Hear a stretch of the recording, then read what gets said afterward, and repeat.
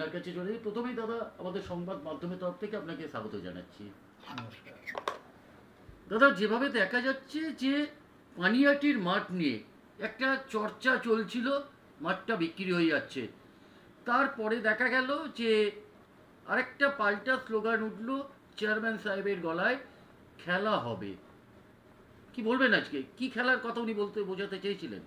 দেখুন, পানিহাটির মাঠকে একটা ইস্যু বানিয়ে পার্থ ভৌমিক আর নির্মল ঘোষের লড়াইয়ে মাঝখানে স্কেপগোট হয়ে গেলেন আমাদের চেয়ারম্যান সাহেব, মানে মলয় রায়।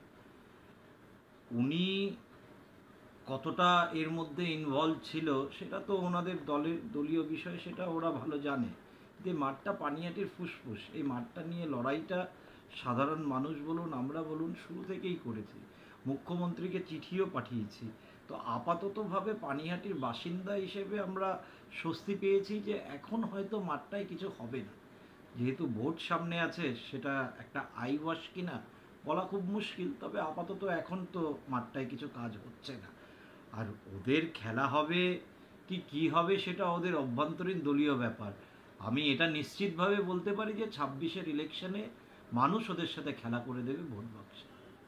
না, তাহলে আপনি কি বলতে চাইছেন, যেভাবে এত বড় একটা পানিহাটির মাঠ, ঐতিহ্যবাহী মাঠ যেটাকে বলা হয়, যেটাকে আপনিও বললেন ফুসফুস যাকে বলা হয়, সেই মাঠ চেয়ারম্যান সাহেবের বাড়ির সামনে, সেই মাঠ যখন অন্যদের হাতে হস্তান্তর হতে যাচ্ছে, উনি বলছেন আমি জানি না, এটা কি আপনার কি গ্রহণযোগ্য বলে মনে হচ্ছে? দেখুন, এটা কোনোদিনই সম্ভব না যে এত বড় মাঠ পরিষ্কার করা শুরু হয়ে গেছে, মাঠের আশেপাশে যত দোকানদার আছে তাদের নিয়ে চেয়ারম্যান সাহেব নিজে মিটিং করেছে আর উনি কিছুই জানে না, এটা তো একটা অসম্ভব বিষয়। তো ওনারা তো পরিকল্পনা করেছিল, যেই সংস্থার নামে মাঠটি রয়েছে, মানে society for children protection of India, তাদের সংস্থার যে লোকজন রয়েছে তাদের সাথে তো চেয়ারম্যান সাহেব নিজেই বসেছে, নিজে বসে আলোচনা করেছে। দোকানদাররা ছিল, সেই আলোচনায় তো অনেক আলোচনাই হয়েছে, মাঠে অমুক হবে তমুক হবে। কিন্তু এই মাঠটাকে কি করে কেউ একটা বেসরকারি সংস্থাকে দিয়ে আবাসিক নির্মাণের জায়গা তৈরি করে তুলতে পারে সেটা আমার জানা নেই। তাহলে আপনি কি মনে করছেন, তাহলে বা রাজ্য সরকারও এটা কি করে অধিগ্রহণ করতে পারে, সেই প্রক্রিয়া কি হতে চলেছে সেটাও একটা ধোঁয়াশার মধ্যে আমরা রয়েছি। তবে আপাততভাবে আমরা স্বস্তিতে রয়েছি যে মাঠটায় এখন 26-এর নির্বাচন পর্যন্ত তো কিছু হবে না, তারপরের লড়াইটা তো দেখা যাবে, তখন সরকার আমাদের থাকবে।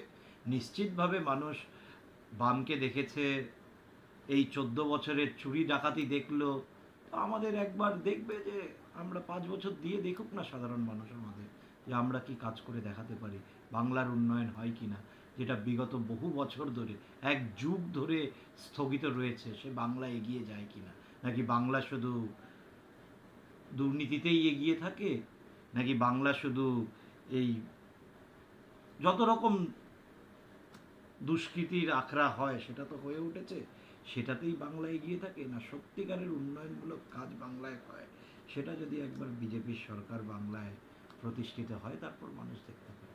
তো আপনাদের এখন দিয়ে একটা স্লোগান উঠেছে, হিন্দু হিন্দু ভাই ভাই, মানে 2026 বিজেপিকে চাই। পাল্টা তৃণমূলেরও একটা স্লোগান উঠেছে, হিন্দু হিন্দু ভাই ভাই, গ্যাসের দাম কমে নাই। কি বলবেন আপনি? গ্যাসের দাম না কমলে কি হিন্দু হিন্দু ভাই ভাই থাকবে না? হিন্দু হিন্দু ভাই ভাই ছিল, হিন্দু হিন্দু ভাই ভাই থাকবে।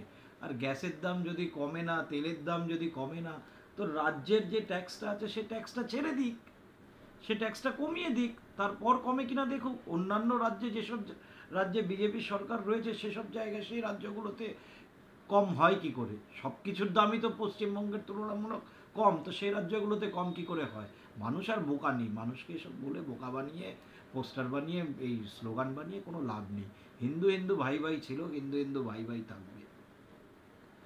তাহলে 2026-এ হিন্দু মুসলিম নিয়ে ভোট হবে আর উন্নয়ন নিয়ে ভোট হবে, এটা কি অবশ্যই বলবেন? উন্নয়ন নিয়ে ভোট হবে। যে উন্নয়ন বাংলার মানুষ বহুকাল দেখেনি, সেই উন্নয়নের ওপরই মানুষ আস্থা রেখে ভোট দেবে। সারা দেশে এখন যে মোদিজির উন্নয়নমূলক কাজ নিয়ে মানুষ এত প্রশংসা করছে, সে কাজ থেকে তো বাংলা বঞ্চিত।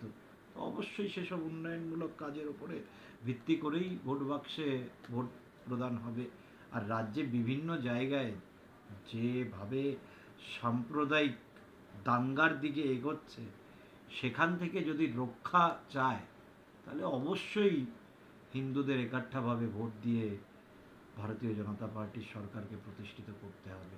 যদি বাঁচতে হয় তাহলে এটাই আমাদের একমাত্র রাস্তা। তো আপনারা বলছেন যে উন্নয়ন আপনারা করেছেন, কিন্তু কি করছে তাহলে তৃণমূলও বলছে আমরা উন্নয়ন করেছি, কি বলবেন? তৃণমূল উন্নয়ন করেছে, নিজেদের নেতাদের বাড়িঘরের উন্নয়ন হয়েছে, আর অন্য কিছুর উন্নয়ন মানুষ দেখতে পায়নি। না, ওনারা বলছেন জন্ম দিয়ে মৃত্যু পর্যন্ত আমরা প্রকল্প দিয়েছি, লক্ষ্মী ভাণ্ডার দিয়েছি, এসি করেছি, অনেক কিছু প্রকল্প দিয়েছি, করেছে কিন্তু উন্নয়ন করেছি। এটা নিয়ে কী করবেন? কতটা উন্নয়ন হয়েছে সেটা তো সাধারণ মানুষ জানে। যে সাইকেল নিয়ে ঘুরতো সে স্করপিও নিয়ে ঘুরে তৃণমূলের কাউন্সিলর হয়ে গেলেই এটাই উন্নয়ন হয়েছে। আর কি উন্নয়ন হয়েছে সেটা আমরা তো দেখিনি বা সাধারণ মানুষও দেখেনি। আর লক্ষ্মীর ভাণ্ডার বলুন আর কন্যাশ্রী বলুন, যত শ্রী প্রকল্প আছে সেগুলো তো আমাদের ট্যাক্সের পয়সা, আর সেই ট্যাক্সের পয়সা চুরি করেই তারা দেশ বিদেশে ব্যবসা করে বেড়াচ্ছে, আর নিজেদের নেতাদের উন্নয়ন হচ্ছে। বাংলার কি উন্নয়ন হচ্ছে সেটা আমরা এখনো পর্যন্ত দেখতে পাই। আচ্ছা, যারা আপনারা 2026-এ হিন্দুদের কতটা এর সঙ্গে আনতে পারবেন? 38% ভোট তো আমরা 21-এর নির্বাচনে পেয়েছিলাম, সেটা পুরোটাই তো হিন্দু ভোট। তো সেটা নিয়ে তো কোনো সংশয় নেই যে হিন্দুরা একাট্টাভাবে আমাদের ভোট দিচ্ছে না। হিন্দুরা তো আমাদের ওপরই আস্থা রেখেছে, আর সে আস্থা পরিপূর্ণভাবে যেন আমরা সেটাকে আশানুরূপ কিছু ফল দিতে পারি, অবশ্যই আমাদের চেষ্টা থাকবে। আচ্ছা, যারা আর একটা প্রশ্ন, আপনাদের প্রেসিডেন্ট পদটা নিয়ে একটু ছিটাটান হচ্ছে, এটা নিয়ে কী বলবেন? কেন্দ্রীয়, এটা তো একটা মানে কোনো প্রাইভেট লিমিটেড কোম্পানি নয়, এটা একটা কেন্দ্রীয় দল, সারা বিশ্বের সবচেয়ে বৃহত্তম দল। তো এই দলটাতে কিছু ডিসিশন নিতে গেলে সব কিছু পর্যালোচনা করেই তো নিতে হবে, তাই সময় লাগছে। সব কিছুই হয়ে এসছে, আশা করি এটা কেন্দ্র থেকে ঠিক করা হবে, যাকে বসানো হবে তাকেই আমরা আমাদের নেতা মেনে তার নেতৃত্বে আমরা লড়াই করব। Thank you.